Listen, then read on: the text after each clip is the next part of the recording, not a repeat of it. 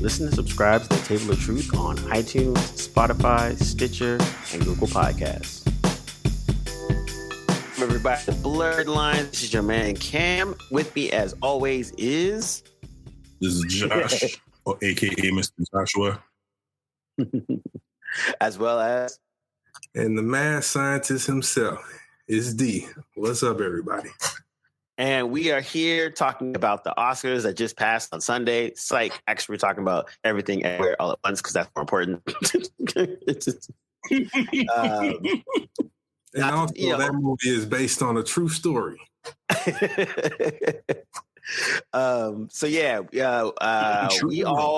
We all mostly watched. I actually watched the full Oscars from start to finish. Surprising. It's my first time probably in so did I 10 years. Josh did too. D intermittently popped in and out. I watched the first hour. No. You watched the whole. Both of you guys watched the whole show. Cam was right. It was intermittent, but I watched the first hour and 30, not hour and maybe hour and 15. No, just the first hour. And then I cut out, and then just kind of, watch something else. I mean, and for the audience, why that's relevant is because we constantly rag the Oscars if we don't watch. It's usually terrible when we do watch.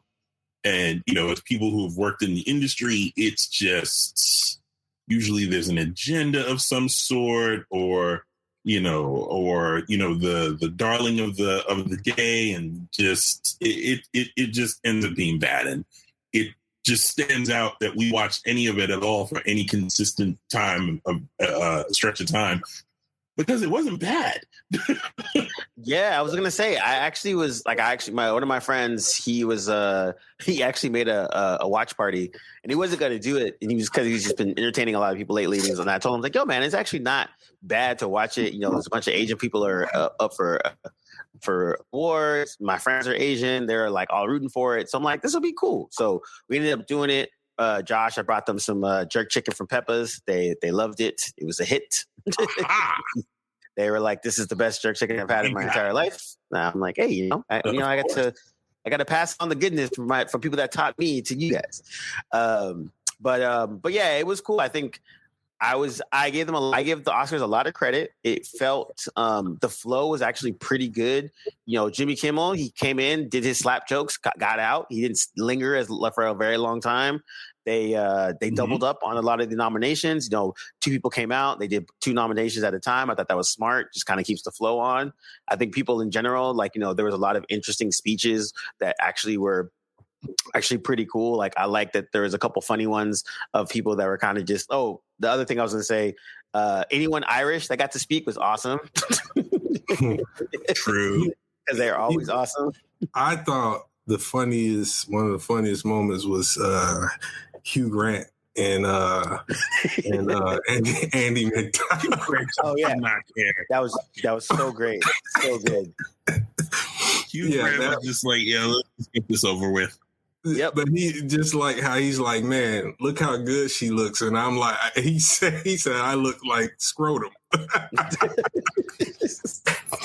Or they sing happy birthday to one of the cast members of one of the shorts, and also I like that, and also it's funny because the one of my friends that actually does make a point to watch all the best movie nominees hadn't seen a lot of them, and same with me. And I actually really wanted to see the Banshees of the Inisherin. Is that what it's called? Is that how you pronounce it?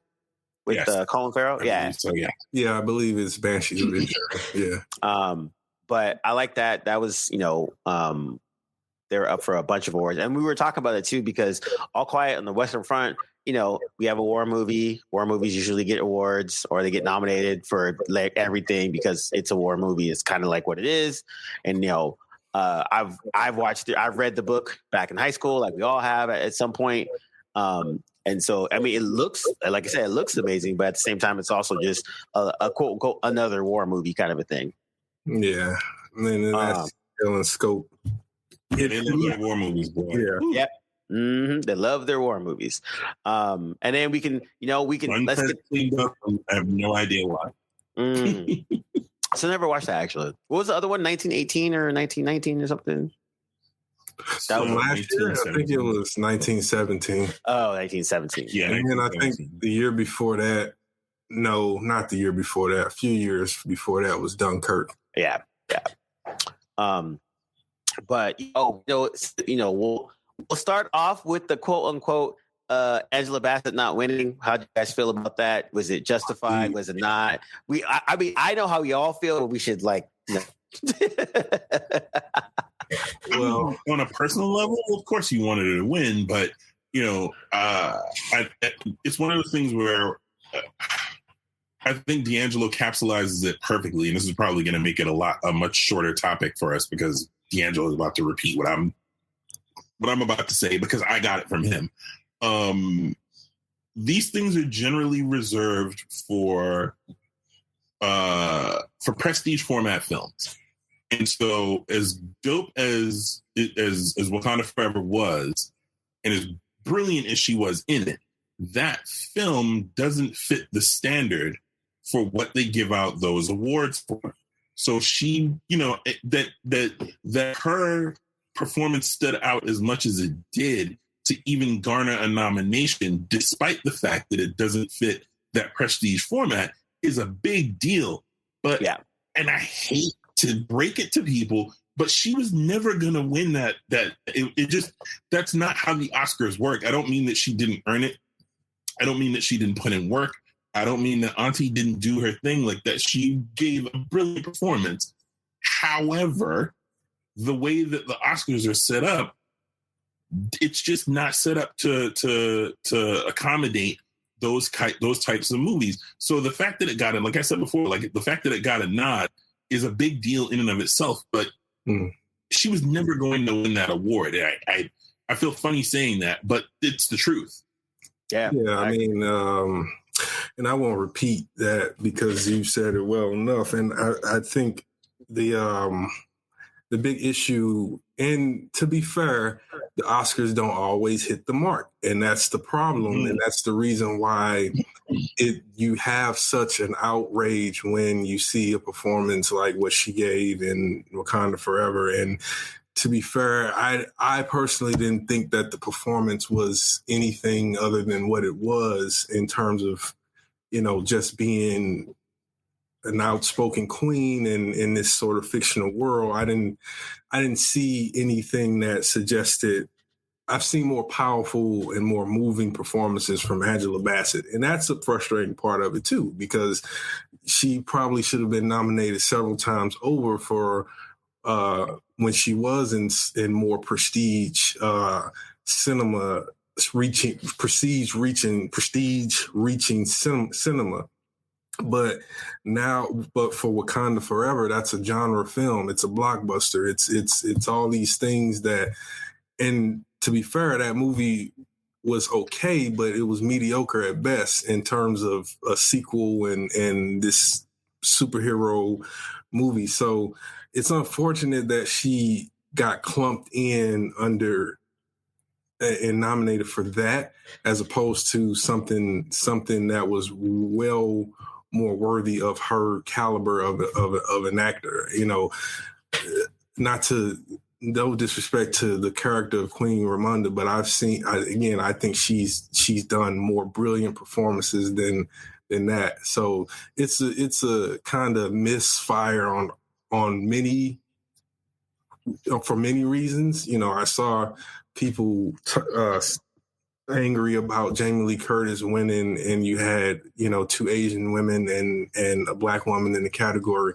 And again, it's okay I guess it's cool to think that way, but to me, that diminishes Jamie Lee Curtis as an individual actor. Like she may be a white woman, but she put on a great performance in Everything, Everywhere, All at Once.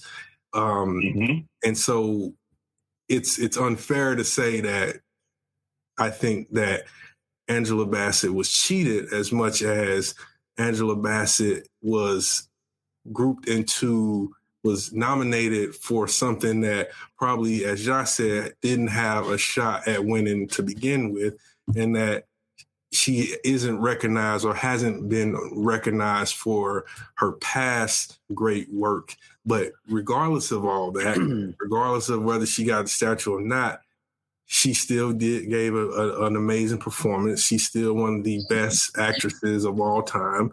And that doesn't, not having that trophy or not having that trophy doesn't change that. Yeah, I think if she would have won for this, it would have been clumped into the same category as Denzel for Training Day, as as Pacino for A Scent of a Woman, for all the make goods that the Oscars do over the years. Like, hey, we know we should have gave you stuff for when all the shit you really did that was dope, but we'll give it to you for something that's like less than. But then everyone will be like, whatever. And also, to be fair, everyone that got nominated in that category did a fucking phenomenal job. Yeah, it was a tough category. I mean, even the scenes that were shown, it's like, I didn't even know that Carrie Condon had gotten a nomination. I didn't know she was in that film. And most people don't know that's the voice of Friday of Tony Stark's AI in the Marvel Cinematic Universe, and also was in Better Call Saul as Mike's daughter-in-law. So, it was interesting to see. And I forget the other actress's name, the one that played the villain in Watchmen, but she had Hong Chow for The Whale. In The Whale. Yeah, I didn't know she was in that, and she is a brilliant actress. I've seen she was in The Menu as well, so it was a tough category, but everything everywhere all at once is one of those cinematic gems that comes along once every decade, where every aspect of that film fired on all cylinders. I mean, there's no coincidence that, the director won both for original screenplay and best director, because that's just how great that film is. Yeah, exactly. And go ahead. So this begs the question, two-pronged question. Do either of you see a point where genre cinema will be an Academy Award winner? And should that be? It's interesting because Jamie Lee shouted out genre cinema, and I'm glad she did. Yep. I love literally her whole career. Yeah, we all love genre cinema. Everybody does. It's most movie making is genre cinema. Mm-hmm. I don't think it'll happen in the way that will be overwhelming. I think there will be genre movies that will slip in every now and then, and that will be how it's going to be. You might have a year where there's more than one, and that's one of those where all the stars align in an astronomical event. But, look at some of the past things that can be considered genre movies. They sort of broke the genre. They kind of reinvented it a bit, The Dark Knight, The Exorcist, things like that, which in any other case, The Dark Knight is a superhero film, but you cannot easily categorize The Dark Knight as just a superhero film. So Heath Ledger's win for that, and obviously that was posthumous as well, but all the other Oscars that film won in the technical categories and the nominations for the script, that was, again, one of those astronomical situations where here's a genre film that is so high end on the cinema spectrum that it surpasses being a genre film. And that's, I think, what it'll always come down to is when it's there on the stage, something about it has surpassed genre film. And you can say that about Angela Bassett's performance. It surpassed what is expected for genre film and the performance in the genre film. So no, I don't think it'll ever be a case where the Oscars will be flooded with all these films that are set in one genre, like a comedy, the best comedy award or anything like that. No, I think there will be things that slip through, again, because they're just that great. Yeah, and I think also too, the same with when they were talking about animated as well, right? So in the last 10 years, you've seen these animated films that finally cross over to just being really good films. Right. So that's the other aspect of it too, where like I guess that it would be a quote unquote genre film as well. But I think as we start to get things over time, we'll start to add that in there, where like it won't be a surprise that an animated film becomes a Best Picture nomination or something to that aspect. And I think that's the part. And to your point, well, with animated, the reason there's a category because animated is a mode of filmmaking. Yep. So it's not a genre. Just like drama is not really a genre; it's a mode of filmmaking. That's why you have best something outstanding in a drama, because horror can be a drama. Last of Us is a drama, but it operates under horror. And things like that, that's a TV series, but drama is a mode, just like comedy is technically a mode, but over the years it's now pretty much a genre at this point. But so operating and so that's the reason why animation is there. But will horror be there? Will romantic rom-com be there? Well, no, I don't think so, because the best of cinema includes these things anyway, and it uses it in a way that is different, that transcends the genre itself. No, that makes sense. Subverts the genre. Yeah, subverts the genre. Yeah, that makes sense, because I mean, you're right. Like, are we ever going to see a rom-com be the Best Picture nominee, or like everyone always tries to use a superhero film as the best, which no, it doesn't make any sense. But I think you're right. I think that's the most interesting to me, and I think Everywhere, Everything, All at Once did a good job of, like you said, subverting the quote unquote genre stuff, but then also just telling a really good story with complex characters, and on top of that, with amazing performances. And it's swept, and it's like, actually, they did a fucking and strong, really relevant themes across the board. Awesome. Yep. And I mean, at its core, it's a science fiction film. Don't get it twisted. Absolutely. But, but it turns the genre on its head, because there are dramatic notes, there are comedic notes.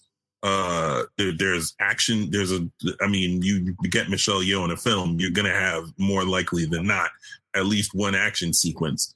And that action sequence was bloody phenomenal. It is exactly up her alley. Like it, and she in an interview I saw with her, she said that she loved the role because it took advantage of literally every skill that she's developed as an actor throughout her career. And you see that, you see that bear fruit in literally every scene that she's in, and every time period that the character inhabits, in every different version of Evelyn. You see that. Yeah. From her abilities as a martial artist to her brilliant comedic timing. Like it's Michelle Yeoh on display for people who followed her career. It's just like, this is no surprise. Like, this is new. This is where, and it just seemed like such a great capsize into an amazing performer who has done literally almost everything. Could you imagine that she's just in Star Trek Discovery, and now she's like winning, she's an Oscar winner, I know, dude. Paramount, the price has now gone up. Just saying to D'Angelo the other day, I was like, it's funny how suddenly that Section 31 show that they were talking about magically just pops back up in the news after she gets nominated for an Oscar and a Golden Globe. Yesterday's price. Boy, that show's going to be expensive. Mm-hmm.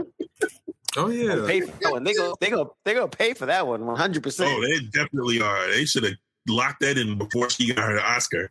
Yeah. Well, and I think also, hey, fellas.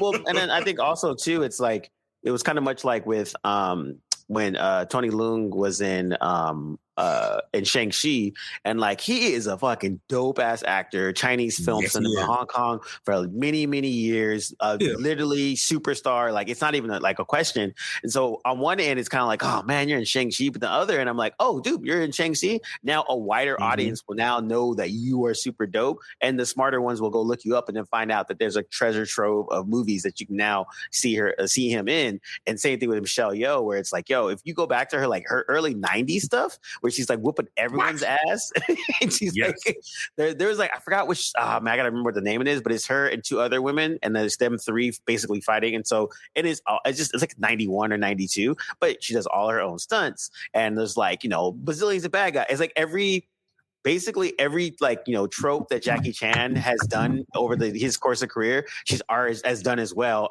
Probably done it like 10 times over. Yeah, absolutely. So yeah, and then, you know, it was very cool to see.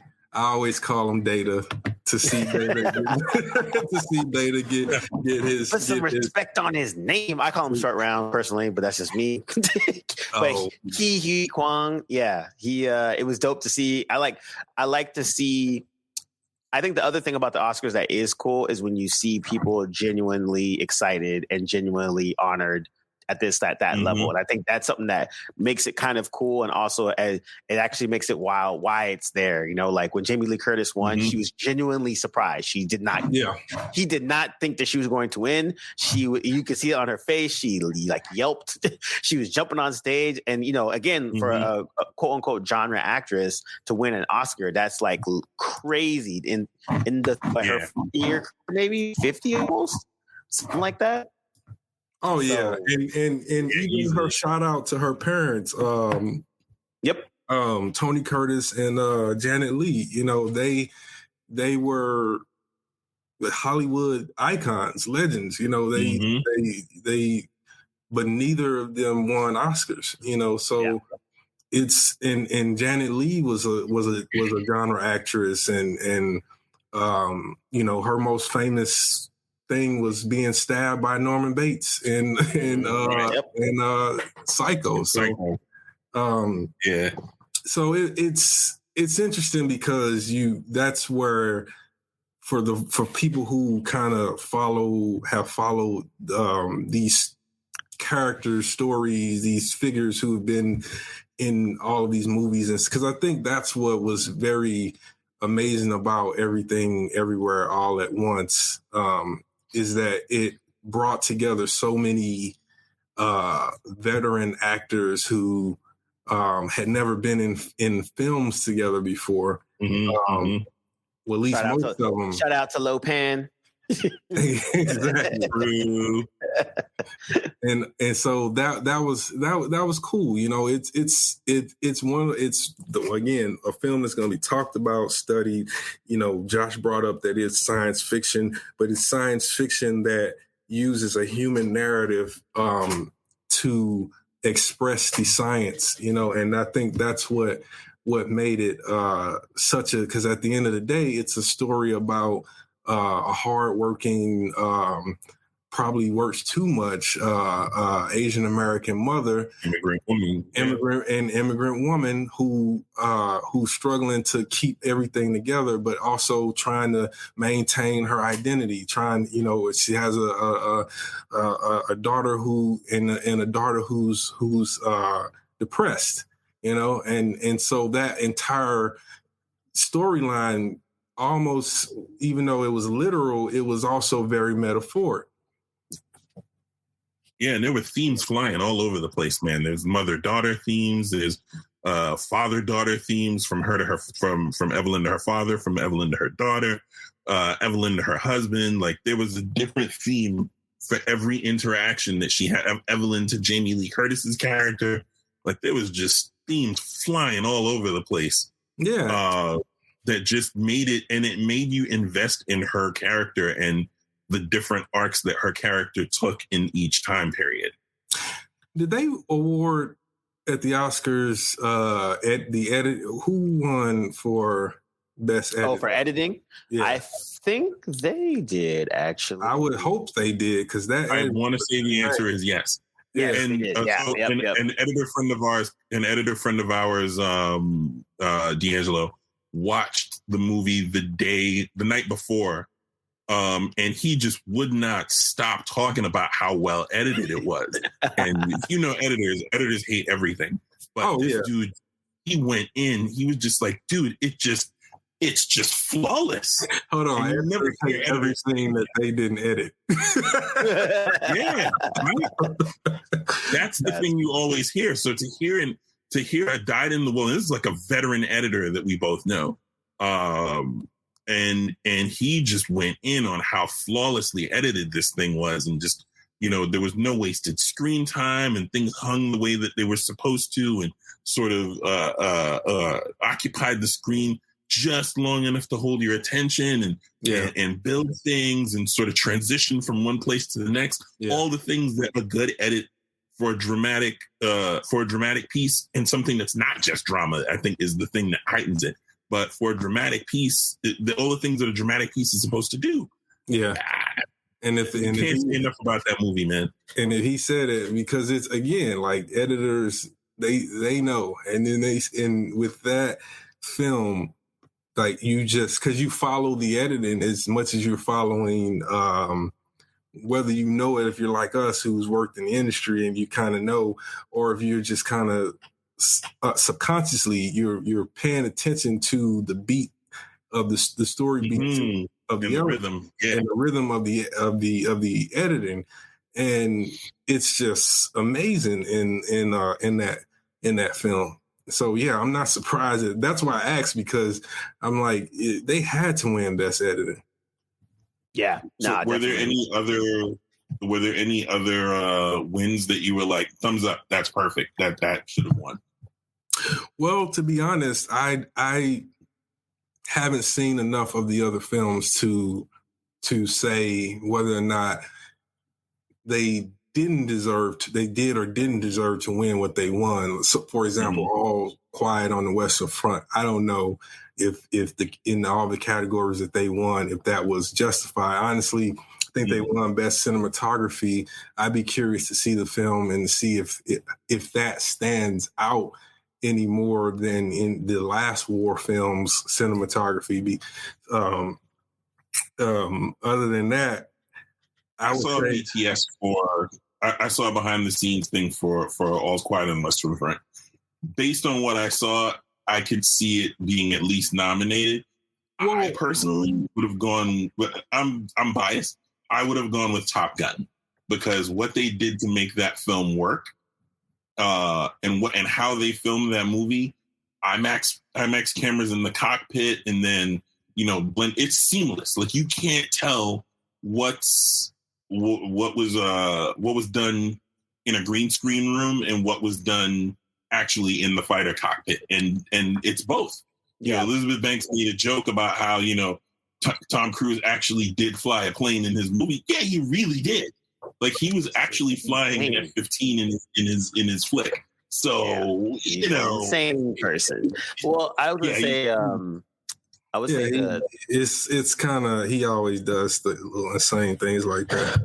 Well, I was gonna say, for one, because I hang out with Josh, I pay attention to sound editing jokes. Thank you, Josh. I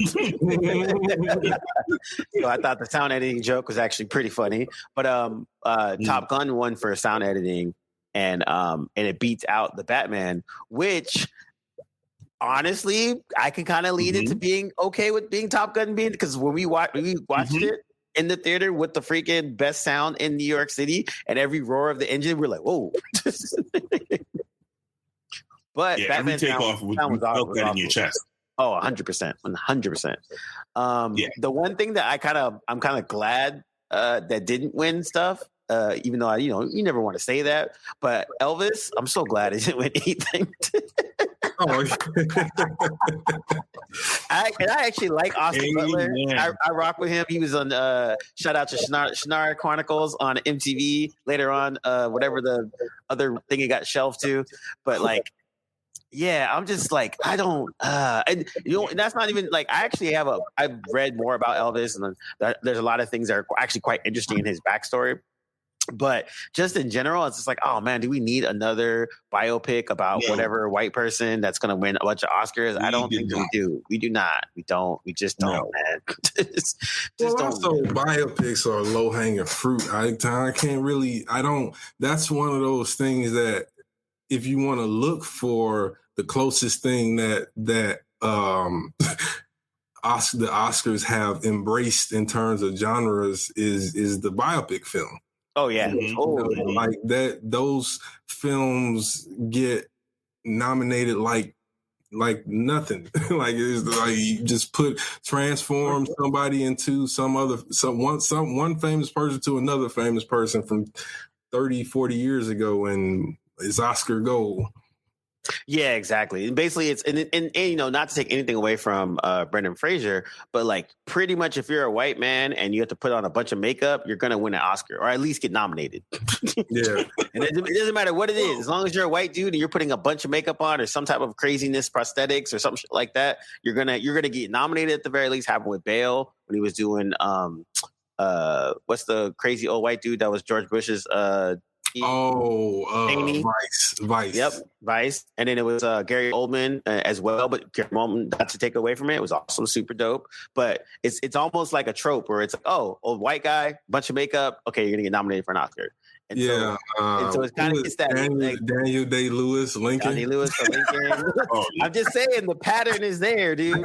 White guy, bunch of makeup, prosthetic. Once every 10 years, Daniel Day-Lewis in his once every 10 years film that guarantees him an Oscar. 100%. He only comes out of his crypt to freaking do Oscar movies, and that's it. To be fair, There Will Be Blood might be one of the other examples of similar to in terms of cinema to Everything Everywhere All at Once, in terms of just being that great all up and down, you know, from top to bottom. Yeah. Yeah, no, that's true. That's definitely true. And it's like it was winning everything, and like everything that it won, and it won quite a few awards. You were like, okay, yeah. And honestly, that's the one thing I would say overall to bring this to more of a close is like I would say this Oscars from the stuff that did win are all things that I felt like, oh, okay, cool. I think the only maybe hiccup was the best animated feature, where as much as I love Guillermo del Toro, like Pinocchio wasn't really that great. It was dope to look at. Yeah, I watched that. What do you figure? What do you? I know you probably saw most of them. What do you think as an animator the films? They probably every one of them worth watching. The piece is actually really dope. It centers on a young black girl, and it's actually pretty dope. So it's something different that you've never seen before. Turning Red as well as the other one that Disney did, and it was made by a bunch of Asian women and a bunch of like other stuff. It got everybody and their mama loves it. I think so much fun. Yeah, so and I think it was like the main lead technical director was like a lesbian woman or something like that. So there was a bunch of like firsts basically for it. Apparently Puss in Boots is super dope. I've never watched it, but I keep hearing it more and more from random people that don't watch these types of things. So I got to check it just because I want to check it. But yeah, I think like Pinocchio actually was probably the worst on this list, and it kind of probably got the nod more from Guillermo del Toro and being stop motion, because stop motion is a fucking beast, and that's just what it is. Yeah. So I think technical feat probably was the reason why I got it won, as opposed to actually being like good. How many Oscars does Guillermo del Toro have, both himself and adjacent leads? Maybe like I think 4. Yeah, 4. Yeah, because he got one. What was that? Sunday night. He got one Sunday, and he's definitely won at least.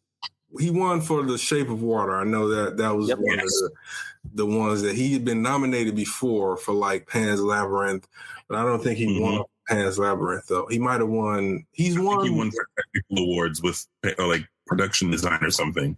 Okay, yeah. I know he's got at least one Oscar for Best Director, one for writing, and now I think just with the Pinocchio, that would be one for. What did he do on that? That was production. Yeah, it was basically like his concept and then production. Like him and his producer basically brought it across the finish line, essentially. But because it's that solitary category, everybody gets the exactly small category. So so he's got you're right, at least 3 or 4. And then all right, so then let's bring it home. Let's do final words. D, what's your final word on the Oscars? Just in general, since this is one of the first ones we actually like paid attention to. Well, my final word is that the Oscars continue to be a controversial subject, and hopefully it gets back to just being. I think last night, the Oscar night was closer to being back to about cinema than I've seen it in a long time. And I appreciated that. And so hopefully going forward, they replicate what they did, because it wasn't a long show. It wasn't too convoluted. And I thought most of the right category, the right films were awarded the right category. But I'm really interested in seeing a lot of the stuff that's on that list. So, it was okay. I mean, I don't want to talk up the Oscars, because it's still on my bad list. Like I don't like any of the award shows, but it was good to see the film that I thought was the best film in the last 5 years take home all those awards. Nice. Josh? I think it was cool. Like to reiterate what D just said, it was cool to see the right films get the right awards for a change. I harken back to what I believe, or at least what I perceive as the beginning of the Oscars sort of latching on to something and then sort of running with it. Well, the year that Slumdog Millionaire won, it ran away with awards it should not have won, because they decided that the theme and the agenda for that year was we're embracing foreign films. See, and it won for best audio. I saw that thing in a good theater. It was up against, I forget what the other films were, and I'm not going to look now because it's going to make me mad.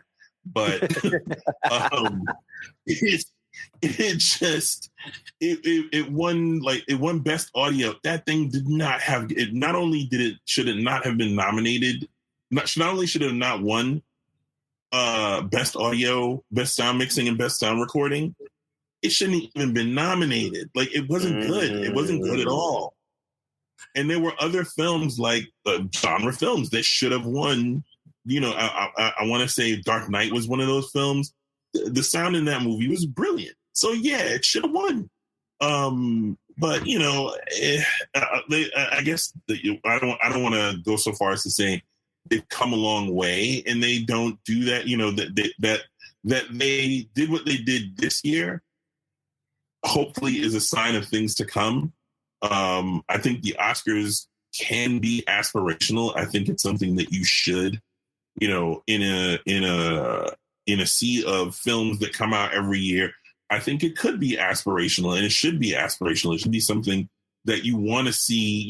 You should, especially working in the industry, we should be able to get excited about the Oscars. And, we've seen films, we know what it takes to make film and television, and we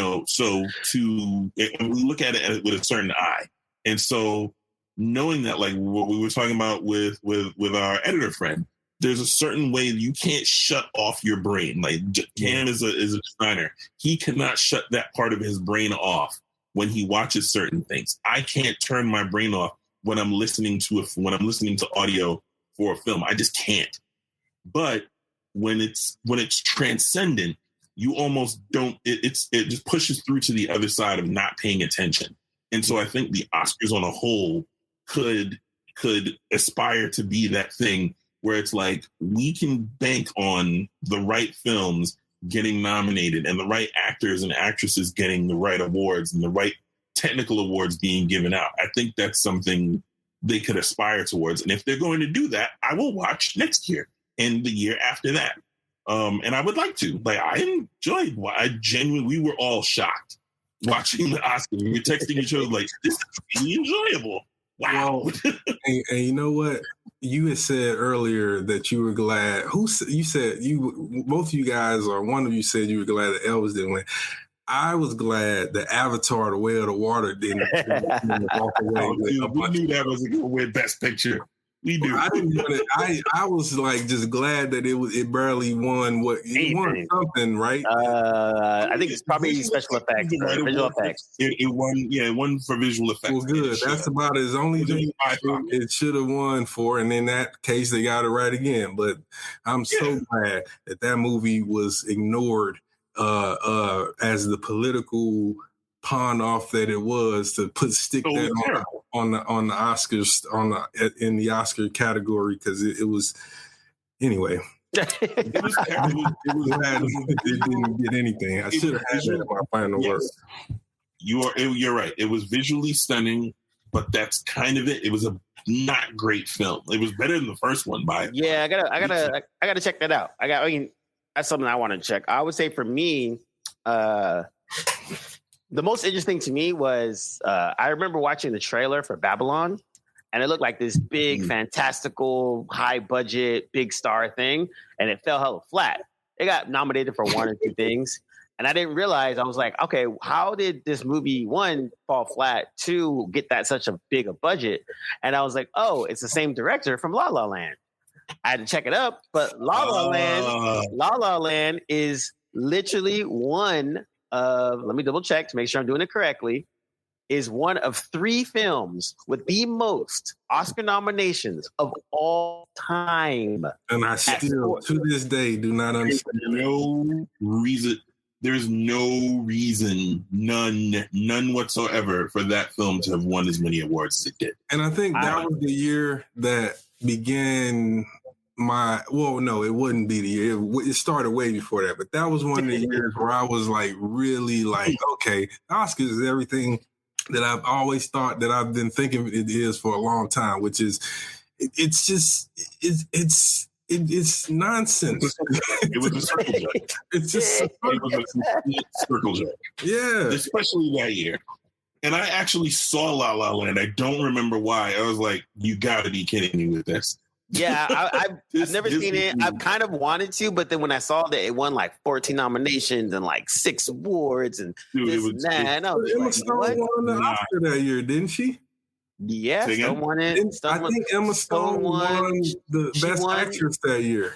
Yep, and then you also got to director and I think original screenplay. I think if I'm not mistaken. But anyways, so I meant that all to say that I like that something like Everywhere, Everything, All at Once, a smaller film on a $14 million budget that only quote unquote made $100 million, came through and smashed the Oscars with a bunch of brown people and Asian people all up on the stage. They filmed that movie in 38 days. I'm saying so. And I know how that's possible.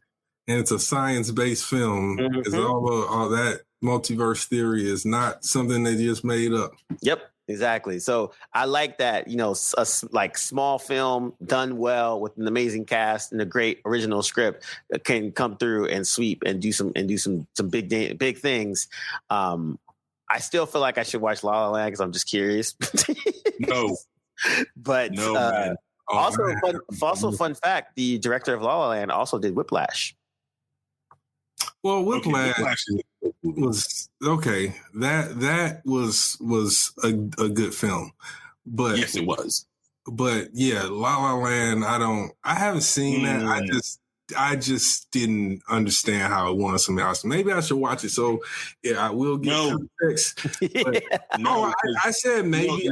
Maybe, but me. No, you know why? No. You know why? Because I'm the one who's going to have to hear about you. I'm the one who's going to have to get the text messages when you watch that thing. You're like, what is this garbage? Oh, yeah, that's right. So, no. That's right. I definitely went to Josh, man. Man. I'm like, man, what is this? What is this? and I'm gonna be the one, and I'm telling you now, just don't do it. Especially when Josh recommends it. If he recommended it, I let him have it. Yeah, no, don't do that. Don't do that. That and the other last of the final word was I would like to say whoever was dressing the Oscars was killing it, because 90% of every lady that was on that stage was looking just straight up, from old to young. Everyone had some awesome dresses from the fashionable aspect of it, and it was pretty dope. On top of that, other slight thing I would say is on Black Twitter was roasting Jonathan Majors for his Franklin Douglas inspired suit. Once again, Jeez, man, it's never happy. They're never happy, dude. Like, it looked dope. I thought it was dope. Can't take it nowhere, man. You can't take Black Twitter nowhere. Can't satisfy Black people. Nope, at all. But yeah, that was. Thank you for rocking with us. We got on a lot of tangents, but we wanted to make sure we tapped in on the Oscars. And this is the Blerdlines, and we are out. Peace. Later. So, all right, 45 I couldn't even, after that later, Josh, I was like, nope, I ain't going to spoil that. That's like VO status later right there. That's the perfect close off right there. Like, you can't say nothing after that. Yep. Yeah, that's funny. The old Oscars. Yeah. Freaking Salma Hayek looked amazing. Like, what? Her, Florence Pugh. I told people at the Oscar party, I think that's my new white she-devil. And then one of the white girls started laughing. 100%. It used to be Khaleesi, but she has been dethroned. Hey, now... No. Wait a minute. Hang on. Wait a second. What do you mean it used to be Khaleesi? Fucking real tight right now. So I was like, oh, you talking Pew? She look good. What? Used to be Khaleesi. Yeah. I'm waiting to cross paths with Kit Harington so I can bust him up, man. I don't separate the fiction from the real. You killed her. Like, you killed Khaleesi. But yeah, pretty funny. But now Pugh she's a good looking white woman. Yes, sir. Babylon, the through line is it chronicles the rise and fall of multiple characters during Hollywood's transition from silent to sound films in the late 1920s. You know what? Yeah, they've made so many of those films that chronicle that period. Nobody could. You know what? They nowadays white filmmakers make those movies to exclude people of color. But I was actually gonna say that, like, supposedly this one had, like, there's a Chinese actress in it, there's a Black dude, Latino cat, So I'm like, I don't know. At this point, that period of Hollywood has been so overly romanticized and made into, and that it's like, we get it. That was a different time. It was a great time because there was, it was a great and bad time. It was a great time because it was freaking terrible. No, I mean great for cinema. It was terrible for humanity. People. Exactly. Yeah. It was terrible for humanity. I don't care about white people back then. No, it was for Black people. It was terrible. It was terrible. I'm not gonna dress it up, but that's what I'm saying. Yeah, like, man. It's a fetishization of that period. Now, technically, there was a lot of great stuff coming out of that period. Like I said, it was great for cinema, but it wasn't great for people of color. So to have people of color in there and not showing how much they struggled in that industry, to be in that industry, is disingenuous. And that's why I don't generally watch it. That's another reason I didn't flock to La La Land, because it was like those periods of time. Music with a bunch of white people. Yeah, they romanticize. It's like Gone with the Wind all over again. Happy Jack. That movie is lily white, boy. Yeah, I bet you. Lily white. Side note, Samara Weaving is also in Babylon. Now, see, I ain't gonna. Listen, if I want to see her, and I just switched to go watch The Babysitter. Right. Hey, I actually like the Babysitter. I watched both of them. Yeah, Jenna Ortega is Whiplash is an exceptional film. Yeah. I actually know one of my friends, one of my white buddies, was instrumental in getting that made. He was working for the EP at the time. He actually chose that script for them to do. They didn't want to do it at first. One of my school buddies. The other thing I forgot to say, we forgot to mention was once again A24 out here freaking smashing. I was just about to say that. I totally forgot about that because I thought about it right now. I was like, yo, A24 did everything all at once. They did Whale. They did a couple of the documentary joints. Yeah, I think they produced one of the animated. I think they had something almost every category. Some shit like that. A24 is like, look, this is what cinema is about. We're on this stage because we take a small budget and we focus in on the creators and what they need and their vision.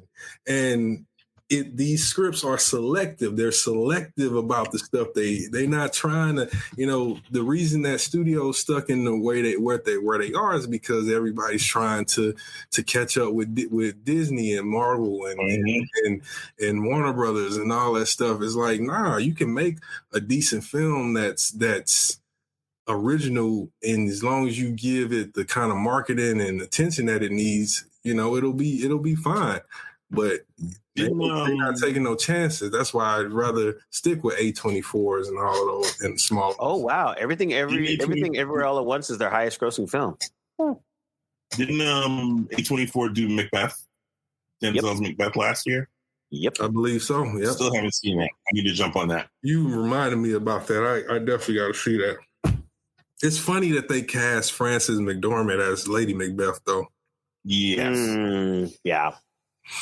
Like, I mean, she's a great actress. Don't get me wrong, but that parent is just odd from an optics standpoint. Like, you're gonna pick an older Denzel age equivalent, you could have went with somebody else. Hell, Andy McDowell or like I don't know, somebody. Oh, Andy McDowell would have been great. Yeah. Oh yeah, that was really good.